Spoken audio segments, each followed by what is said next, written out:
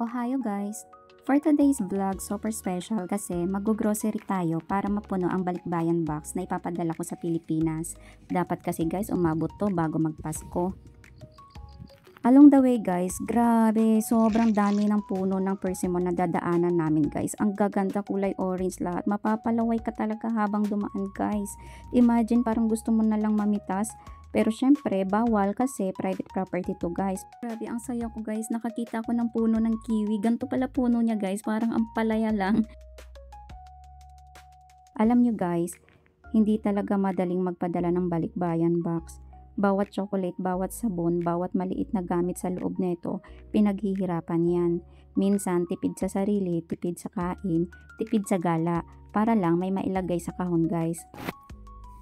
Habang yung iba bumibili ng bagong gamit, tayo nagbibilang ng budget kasi alam natin may mga batang naghihintay sa Pilipinas. Shout out dyan sa mga may family na sa Pinas guys, na mga OFW. At yung saya sa mukha nila pag nabuksan nito, yun ang dahilan kung bakit kahit gaano kahirap, tuloy lang para sa pamilya. Lahat worth it guys, 'di ba?